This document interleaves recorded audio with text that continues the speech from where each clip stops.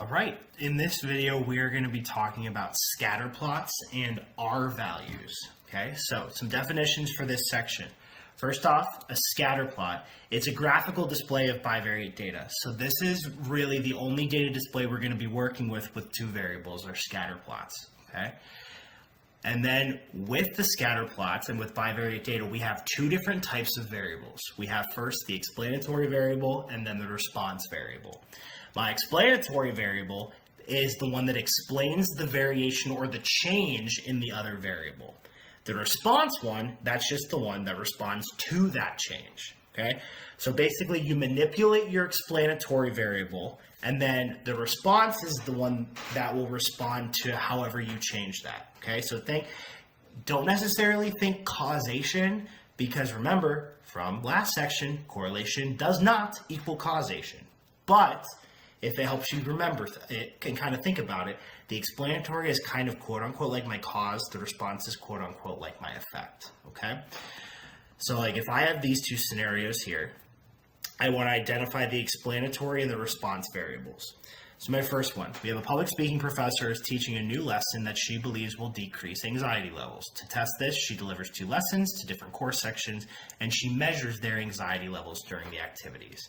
So my explanatory, this is the one that I change up. So in this scenario, my explanatory variable would be the type of lesson that's delivered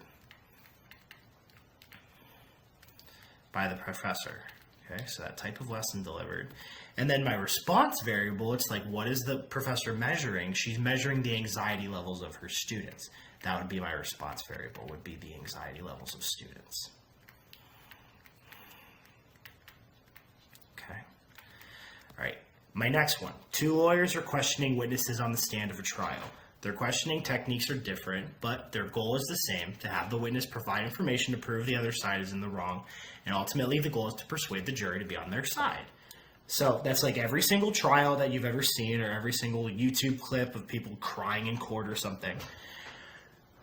Again, what's being changed? The questioning techniques by the lawyers. So that would be my explanatory variable, would be those questioning techniques that are being used. Okay, of the lawyers. And then what's the response variable? Well, it's the ultimate goal. In this case, the goal is to persuade the jury to be on your side. So it's like what the jury decides. So the response variable to those questioning techniques would ultimately be the decision of the jury. Okay, so these 2 variables, again, this is what we're going to be talking about, how they're displayed on scatterplots. Okay, so this is kind of what scatterplots look like. We can talk about scatterplots in 2 different ways when we describe them. We can describe them with direction, and we can describe them with their strength. So whenever you describe how a scatterplot is, you do both the direction and the strength. The direction of a scatterplot, positive or negative. So think when you graph a line, remember if it has a positive slope, think a positive slope is always going to be looking kind of something like this. And think a negative slope is going to be looking more like this. Okay? That's exactly how it works on a scatterplot too. But it might not be an exact line, but it has that general direction. So when the x values increase, the y values will also increase in a positive correlation. When one value increases, the other one will decrease when it's negative. Okay? The strength of a scatterplot, we have 3 different classifications: perfect, strong, and weak. If it's perfect, the data points are on an exact line. So that would be like these 2 examples, kind of the tail ends there. Okay? Strong correlation, the data points are fairly close together on the scatter plot, but they are not in a straight line. So in this case, those 2 right there.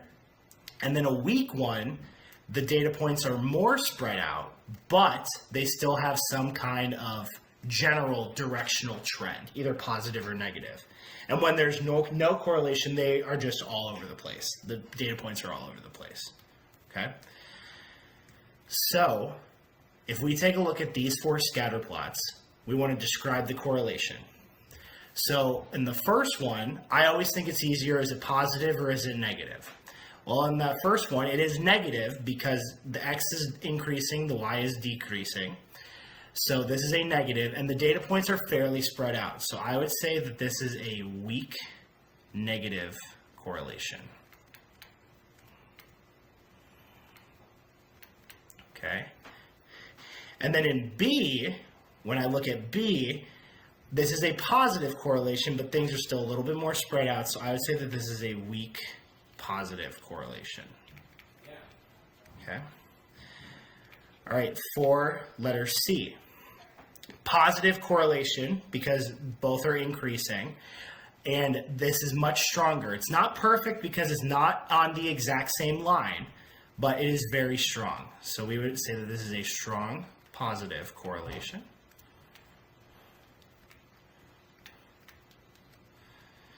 And then for D, it's negative and also strong. So this would be a strong negative correlation.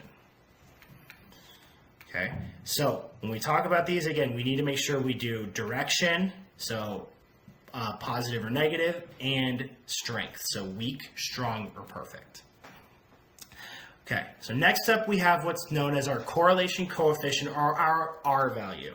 This is a value, it describes the strength and the direction of a correlation. So this single value will tell us the strength, so is it weak, strong, or perfect?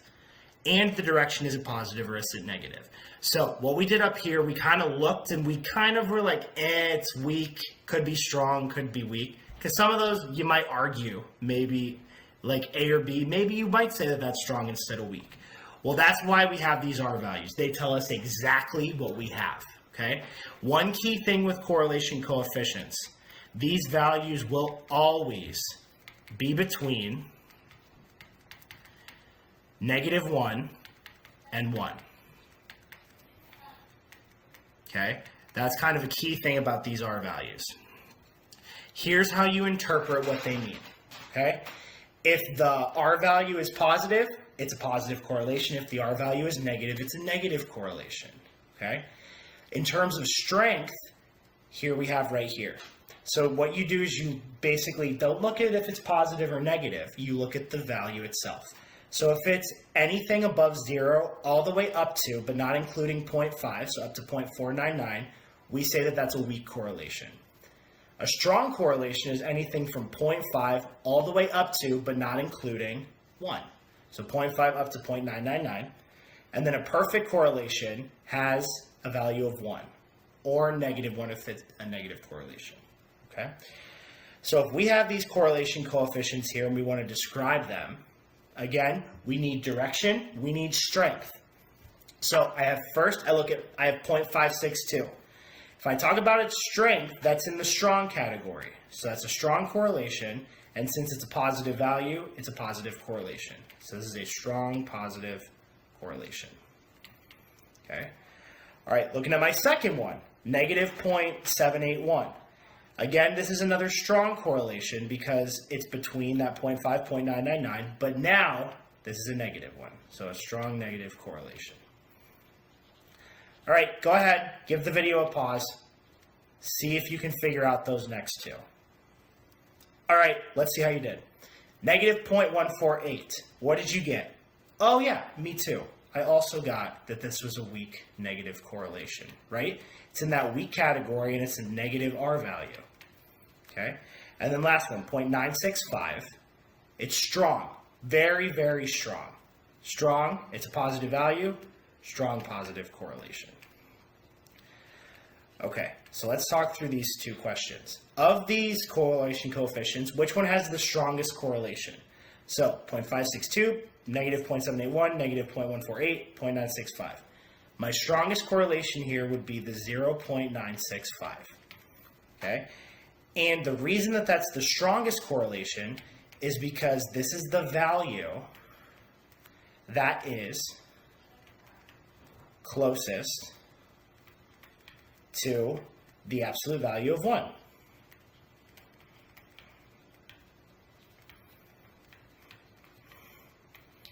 Okay? So remember, even though we could have negative or positive, the closer it is to 1, its absolute value, the more strongly correlated those two variables are. Okay? So now, if we take a look, which one's the weakest? a lot of people automatically think it's negative 0.781 because that's the smallest number, but we are looking for the value that is closest to 0. That is how you get the weakest correlation. So in this case, it would be the negative 0.148. And again, reason why is because this is my value that is closest to 0.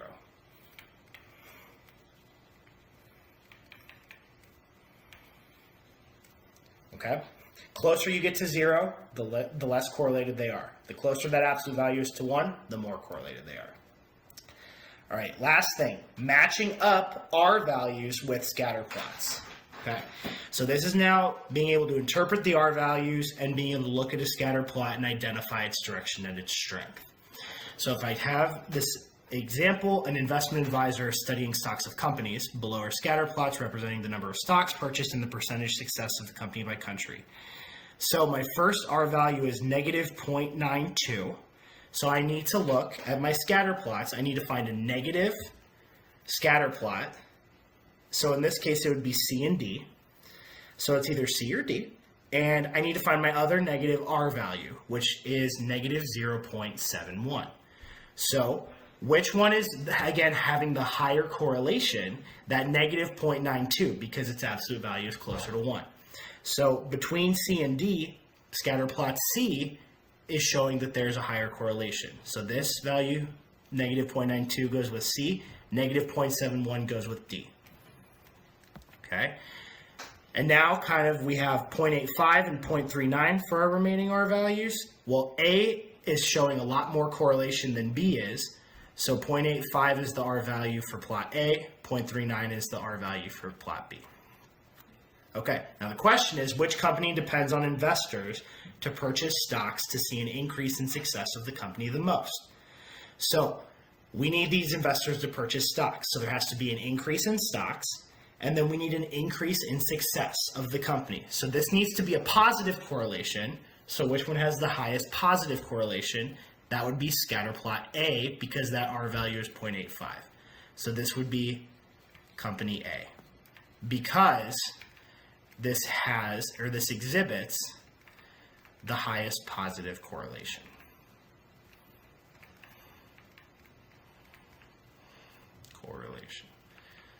Okay. All right, one more example. Go ahead, give it a pause. See, can you figure it out?